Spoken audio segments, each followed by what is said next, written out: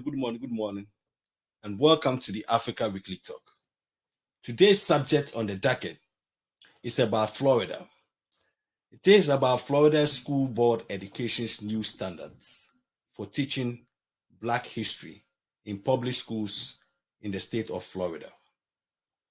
Fellas, let's go ahead and hear what these new standards are, and I'll get back to you guys in a minute. A classroom controversy is erupting in Florida over how students will learn about Black history. The State Board of Education has just approved standards for public schools. One rule that teachers must now follow requires middle school students to learn, quote, how slaves develop skills, which in some instances could be applied for their personal benefit. And at the high school level, if students learn about race massacres like the 1920 rampage in Ocoee, Florida, teachers must include, quote, acts of violence perpetrated against and by African Americans. All right, fellows, this is what these new standards that are supposed to be taught to middle schoolers as well as high schoolers in the state of Florida. And this is at the backdrop of last year's proposal by some school districts also in the state of Texas, where they also proposed that slavery should be taught as an involuntary relocation of Africans from Africa to the Americas. I mean, fellows, this was a proposal last year in the state of Texas by some school districts board members that slavery should be taught as an involuntary relocation of Africans to the Americas. I mean, you cannot make this up. You cannot make this up. This is how it was proposed last year by some school board members in the state of Texas. So basically, if you look at what is going on in the state of Florida right now, with regards to what they want the teachers to teach these students, it's nothing new. It's nothing new. It's basically rewriting the history of slavery and the Black experience in America. And this goes back about maybe 1,000 years. And even when you look at how the Bible that we all know of today as the King James Version came to be. Because if you look at the King James Version of the Bible, it was basically also at the time of King James, the King of England, who basically commissioned his council and advisors to rewrite the Bible. King James did not write the Bible, but he commissioned his advisors to basically rewrite the Bible to fit his narrative of what the Bible should be. So if you look at the history of for the past 1,000 years, with regards to how the history of Africa has been rewritten, then I'm not surprised when the state of Florida is basically rewriting the history of slavery in America, as well as the state of Texas was trying to do last year. This also goes back to how ancient, Egypt was also rewritten by archaeologists in the 19th century.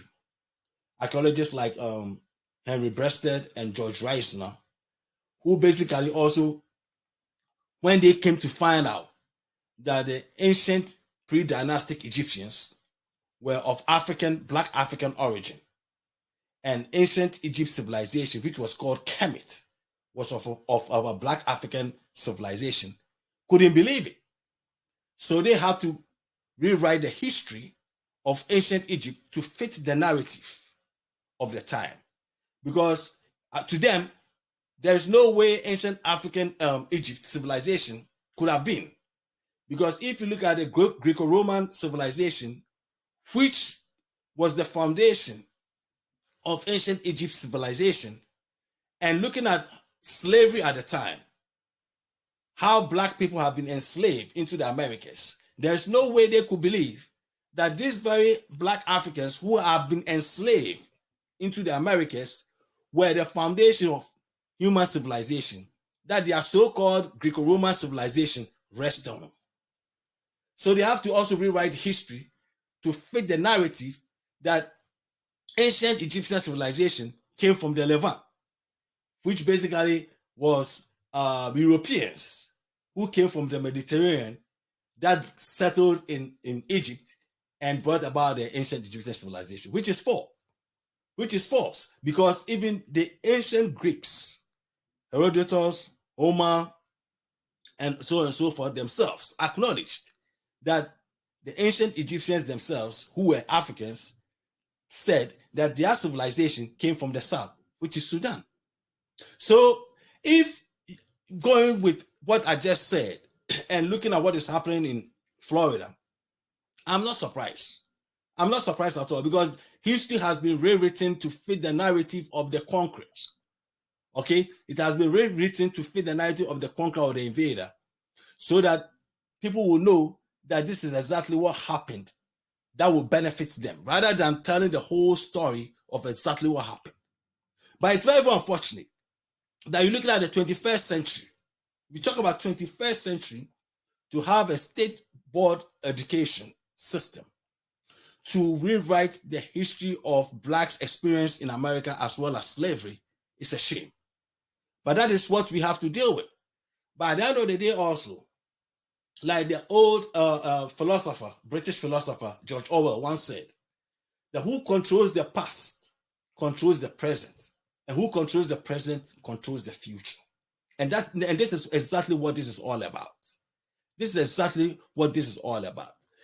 About a month ago, I did a segment where I talked about how white supremacy is embedded in every aspect of American culture, its education institutions, its entertainment industry, as well as the movie industry.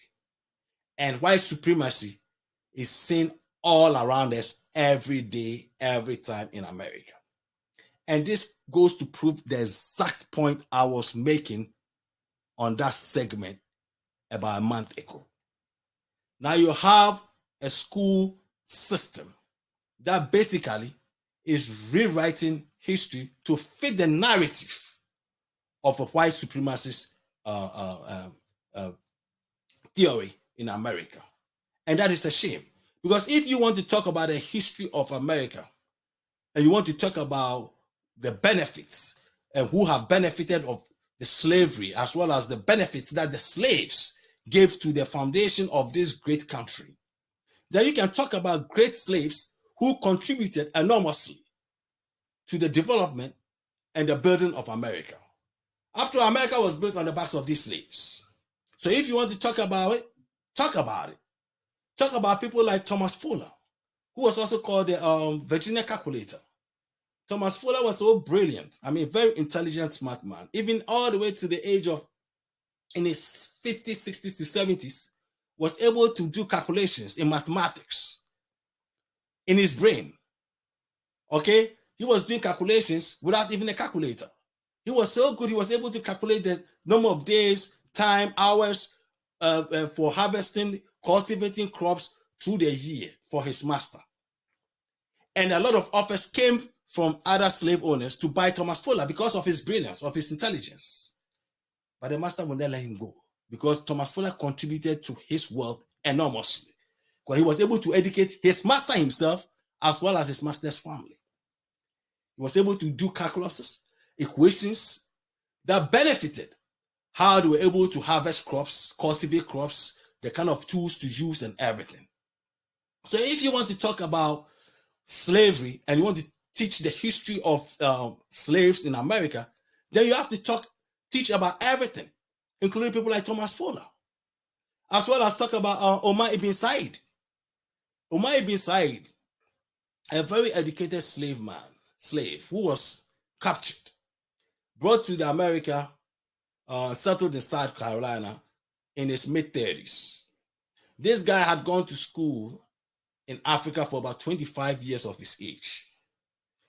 And whilst in South Carolina, escaped and was arrested, recaptured in North Carolina.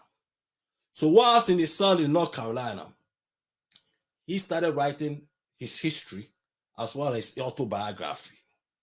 and he wrote them on the walls of his cell. And the police officers who were guarding him came to find out about his writings on the walls. And they were astonished to find a slave who was writing in a language they couldn't understand. Because this guy was writing and wrote in Arabic, and they couldn't understand Arabic. So that debunked their notion of the idea that Africans were inferior to the white man. Because these guards, a lot of them couldn't even read or write themselves. So now you have a slave who is writing a language that they couldn't understand and who could also communicate with them in English. So it debunked that their notion of superiority over the African. And today, we have Omar Ibn Said's manuscript, about 48 of his manuscripts, in the Library of Congress in Washington, D.C. right now. That tells the story of a very intelligent, educated slave who was even more educated than his own masters. And then you talk about the story of, Onesimus, who was also a slave in the 18th century, around 1716, in Boston, who was owned at that time by a Baptist priest by the name of Cortimeda.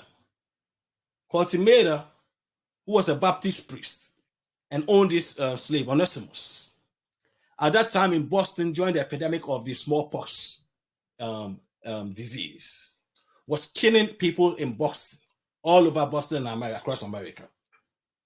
Onesimus, who was a child growing up in Africa, educated his master, Cortimeda, that he had contracted smallpox whilst he was a child in Africa. And knowing what he knew in Africa at that time was that they will use a person who had contracted disease, and then they will inoculate those who have not been infected with that disease, and that builds immunity from the disease that is spreading. And out of this inoculation technique that Onesimus taught his master Cortimeda also introduced this technique to his doctor, Boylston, a Boston doctor called Boylston, which they use that same technique to inoculate their family members, a host of people in Boston area. And eventually, that same technique was used all across America and even all the way in Europe. And out of that was able to cut down the epidemic of smallpox disease in America and Europe. And this scientific method came about because of a slave called Onesimus. In 1980, the World Health Organization honored Onesimus by saying that smallpox disease has been eliminated entirely with vaccines that was eventually invented by Edward Jenner. But Edward Jenner had to use his cowpox method, and also through the smallpox inoculation system that Onesimus had taught his master was also incorporated to Edward Jenner's research that eventually came about with the smallpox vaccine that had been able to use to eliminate smallpox disease in the world. So if you look at the history of these three slaves that I just talked about, and you want to talk about the history of slavery in America, then talk about the contributions, the massive contributions that these slaves contributed to the development and building of America. I mean, these are the only few three that I'm talking about, but thousands and thousands and millions of African slaves at the time that created and invented so many things that helped build America in terms of agriculture, the know-how technology of how to harvest, how to plant. Most of these came from these slaves from Africa. They were the ones that introduced a lot of these technologies to the American slave owners. American slave owners didn't know a lot about agriculture. It was the African slave that introduced a lot of these technologies to them. And at the end of the day, who gets the credit and who got the credit? It was the slave owners who got the credit. A lot of inventions that came about through agriculture came because of slaves. But the slaves didn't get credit, except very few of the slaves who got credit. Most of these credit went to their slave masters. So if you want to educate children in your school systems about the role of slavery in America, and you're going to talk about they benefited from slavery because some of their skills that they acquired, then talk about the skills that they introduced also to the American slave owners and help build America. Don't just talk about that nonsense that they acquired slaves, that skill that they acquired because they were slaves, help to benefit them. Because they had contributed way more to the development and building of this country than what they acquired as slaves in this country. Because everything that was built in this country, most of it came from the skills that the slaves brought from Africa. That is why in the first place, slaves were even traded to Africa, to America in the first place anyway. So this notion of rewriting history, of African history and history of the world and stuff, is nothing new. This thing goes way back. It's been going on for over thousands and thousands of years. And it will continue to go on. But it is up to we African Americans and Black people in America to rewrite history on our own terms. And we have to start it within the school districts all across America that we control. The school districts and cities that African Americans control their educational system as well as the political structures and systems and so on and so forth. Because at this stage of American history, if you don't educate our children, Black children, African American children, in their various districts about the history of African civilization as well as the contributions and the slave contributions to American development and so on and so forth, and you have states like Florida introducing stuff like that, then at the end of the day, we are doing a disservice to our own children. So we have to introduce these civilizations of ancient African civilization as well as American experience in America in our various school districts. Because you talk about school districts in Baltimore, Washington, D.C., Philadelphia, Houston, Texas, Atlanta, Georgia. I mean, you can go all over the country, Chicago. I mean, all these school districts, you have to introduce a history that teaches about the African civilization as well as the Black experience in America. I mean, look, I remember last year when they were talking about critical race theory, and a lot of southern states now started passing laws to prevent the teaching of critical race theory and stuff, arguing that critical race theory was one-sided and all that stuff. Look, I'm not a believer in anything that doesn't teach the true history of what happened. So if critical race theory is going to teach something that is not what exactly happened in terms of the American history or Black American experience, I don't buy into it. And I don't subscribe to that stuff. I want history to be taught as it's supposed to be taught. History should be taught based on what happened, the facts of it, not being diluted to suit one person's narrative or another person's narrative. You know what I'm saying? Because at the end of the day, that's a disservice. And that is what basically is being done in the state of Florida and other states in America right now. But look, fellas, I don't believe in any race being superior over another race. That is baloney. Life is more about opportunity that people get within the community or society or culture that they live in. So it doesn't matter whether you're a white person or Black person or Asian person. It doesn't matter. You can be successful as far as you have a level playing field in that society. It is that culture in that society that basically people use to develop. So it has nothing to do with race. And that is something that people have to be educated to understand. That this notion that somehow one race is superior over another, that's all baloney. At the end of the day, we have Black scientists, we have white scientists, we have Asian scientists, we have Hispanic scientists, we have Black doctors, we have Black lawyers, we have all different kind of innovative scientists, Black, white, Asian, regardless of their race, who, because of the opportunity that they were able to get within the community and societies that they lived in, were able to become successful in these various fields. So there's nothing about superior race over inferior race. And that is how it's been concocted in the eyes of the white superiority mindset, for people to believe that because they are white, they are more superior over other races and other nonsense. And this thing pretty much goes into the academia in America also. Look, right now, as I'm speaking right now, if you go and Google, let's say the oldest university in the world, you will find out that it's going to pop up with what do you call it, Bologna, and then Oxford, and then Cambridge, mainly European universities. But in essence, the oldest university in the world is what's called Al Quran University, currently University of Morocco. And then you have University of Timbuktu. All these are all in Africa. Morocco is where? North Africa. Morocco comes down, what, Algeria, and then what? Borders for Mali. University of Timbuktu was one of the greatest universities in its time, if not the greatest, where you had all Arabic scholars from every part of the Arab Middle East area that would come to Timbuktu, which was part of the Sungay or Ghana Empire at that time, to come and study.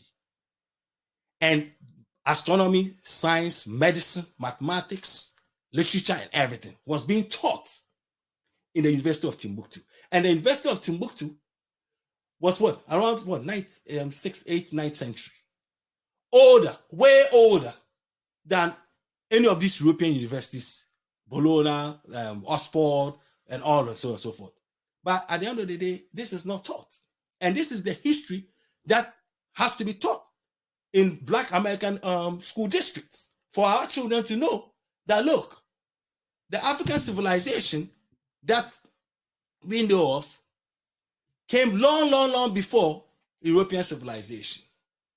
I know a lot of people don't even know this, that there were universities in Africa. All these ancient universities are all in Africa. All in Africa. North and Middle and Central Africa and West Africa. Long before the Europeans even knew what universities were. Okay, but the history has to be taught into our children's educational curriculum in mainly Black school districts in America. That is what has to happen. Other than that, we will have people rewriting the history of the world, and we will still be complaining about how they are lying about history and all that stuff. We have to start educating our children, so our children will know the true history of their great ancestors. So, fellas, if it's Sunday, it's the Africa Weekly Talk. God bless you guys and have a great week. Thank you and peace and love.